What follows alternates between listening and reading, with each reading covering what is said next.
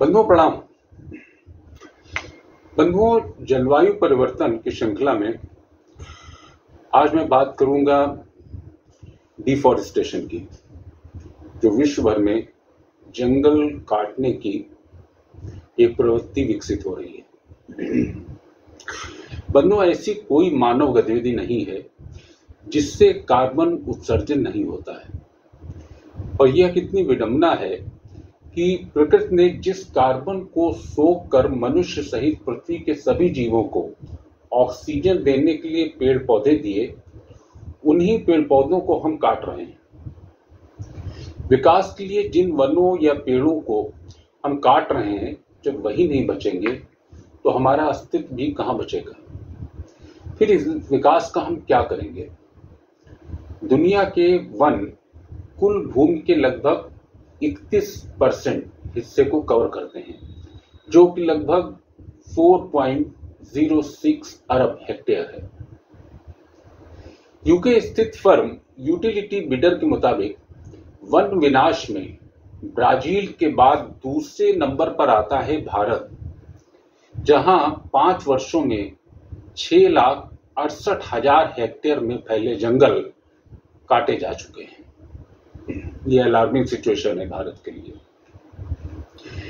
Utility builder द्वारा जारी नई रिपोर्ट के मुताबिक भारत ने पिछले 30 वर्षों के दौरान जंगलों के होते सफाई के मामले में सबसे ज्यादा वृद्धि देखी गई है।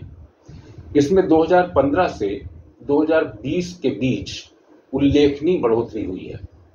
रिपोर्ट के अनुसार जहां भारत ने 1990 से 2000 के बीच अपने 3,84,000 हेक्टेयर में फैले जंगलों को खो दिया था, वहीं 2015 से 2020 के बीच यह आंकड़ा बढ़कर 6,68,000 हेक्टेयर हो गया।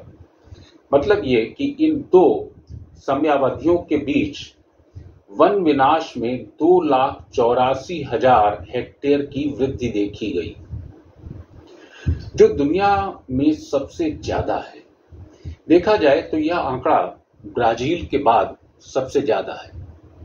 गौरतलब है कि इस दौरान ब्राजील में 16,95,000 हेक्टेयर में फैले जंगल साफ कर दिए गए। ये रिपोर्ट मार्च 2023 में जारी की गई थी।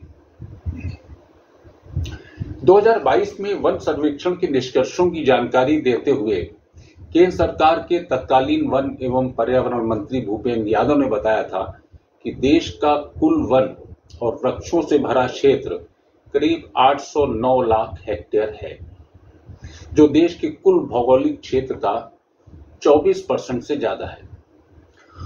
वर्ष 2019 के आकलन की तुलना में देश के कुल वन और वृक्षों से भरे क्षेत्र में लगभग 2200 वर्ग किलोमीटर की बढ़ोतरी दर्ज की गई। इंडिया स्टेट ऑफ फॉरेस्ट 2021 की रिपोर्ट कुछ और ही बताती है। इस रिपोर्ट के मुताबिक वन क्षेत्र में वृद्धि हो रही है, लेकिन विशेषज्ञों ने वन सर्वेक्षणों के तरीकों पर सवाल उठाया कि वन क्षेत्र में वृद्धि दिखाने के लिए शहरों, फुटपाथ, चाय बागान, कॉफी बागान की हरियाली को भी वन क्षेत्र में शामिल कर लिया गया। इस बारे में centre for science and environment की रिपोर्ट बताती है कि भारत से उत्तर प्रदेश के क्षेत्रफल के बराबर करीब 2.5 करोड़ हेक्टेयर में फैले जंगल का कुछ अता पता नहीं है। देखा जाए तो इसके लिए कहीं न कहीं देश में बढ़ती आबादी जिम्मेदार है, जिसकी लगातार बढ़ती जरूरतों को पूरा करने के लिए तेजी से जंगल काटे जा रहे हैं। संयुक्त राष्ट्र के मुताबिक भारत की आबादी चीन से भी अधिक करीब 143 करोड़ हो गई है। अपनी जरूरत के लिए करीब 1 करोड़ 10 लाख लोग रोज जंगल में लकड़ी काटने जाते हैं। 7-8 करोड़ मवेशी चरने के लिए जंगल में जाते हैं। वन क्षेत्र में लोग फार्म हाउस बनवा रहे हैं। हरियाणा की अरावली हिल्स इसका जीता जाता उदाहरण है, जहां कोर्ट के हस्तक्षेप से ये फार्म हाउस ढहाए गए या गिराए जाते हैं। कई सरकारी और गैर सरकारी या निजी परियोजनाएं जंगलों के अंदर चलाई जा रही हैं, जैसे कि छत्तीसगढ़, झारखंड और ओडिशा की सीमा से लगे हंसदेव के जंगल वहां मिले कोयले के भंडार के कारण खतरे में हैं। दिल्ली जैसे राज्य से भी बड़े इलाके 1,70,000 हेक्टेयर में फैले हसदेव अरण्य के जंगल में 3 कोयला खदान का आवंटन भारत सरकार ने राजस्थान सरकार को किया था, जिनका आदिवासी विरोध कर रहे हैं। इन तीनों खदानों का प्रबंधन राजस्थान सरकार ने, मतलब उसमें खनन का काम करने के लिए राजस्थान सरकार ने अडानी समूह को सौंप दिया था कि अडानी समूह वहां खनन करके कोयला निकालेगी। हसदेव के जंगल की कटाई फिलहाल अभी तात्कालिक रूप से रुकी हुई है, लेकिन गांव वालों को ये डर है कि जैसे ही उनका आंदोलन धीमा पड़ेगा या वो अपना आंदोलन वापस ले लेंगे, जंगलों में कटाई फिर से शुरू हो जाएगी।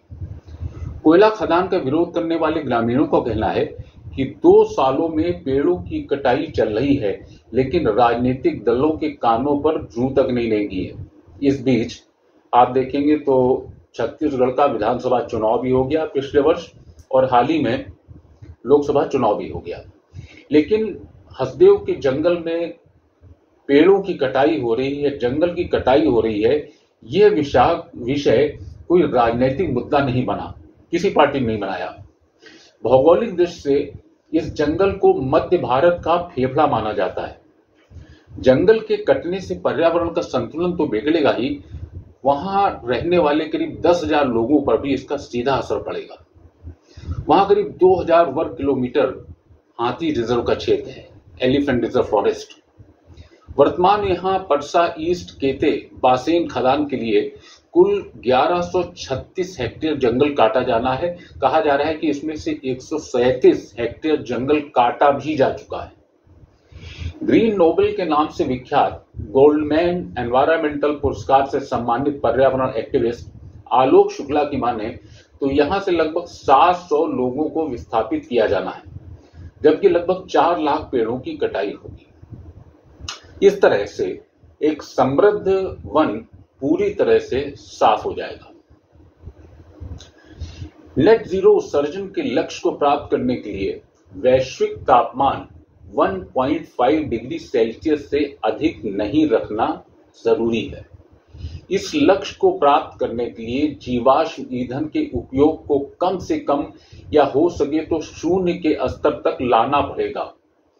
ऐसे में भारत के नीति नियंताओं की बुद्धि पे तरस आता है कि जिन्होंने कोयले के उत्पादन के लिए हसदेव के हरे भरे जंगल काटने की अनुमति दे दी। जो जंगल कोयले से उत्पन्न कार्बन डाइऑक्साइड को सोखता है, उसी जंगल को काटने की अनुमति दे दी, बल्कि जंगल तो कार्बन डाइऑक्साइड सोखकर जीवनदायिनी ऑक्सीजन रिलीज करते हैं, जिससे जो है मानव या पशु पक्षी सभी जीवित रहते हैं। रिकॉर्ड बताते हैं कि 40 वर्षों में 1 अरब हेक्टेयर वन काटे गए हैं। मतलब मात्र 40 वर्षों में यूरोप के आकार जितना वन क्षेत्र समाप्त हो चुका है। दुनिया के आधे वर्षावन केवल 1 शताब्दी में ही नष्ट हो चुके हैं। यदि हम कार्रवाई नहीं करते हैं और वनों की कटाई की वर्तमान दर जारी रहती है तो 100 वर्षों में दुनिया के वर्षावन समाप्त हो जाएंगे, दुनिया से वर्षावन गायब हो जाएंगे। 2 टूक के लिए मैं आशुतोष अग्निहोत्री, फिर मिलेंगे एक नए वीडियो के साथ। तब तक के लिए धन्यवाद।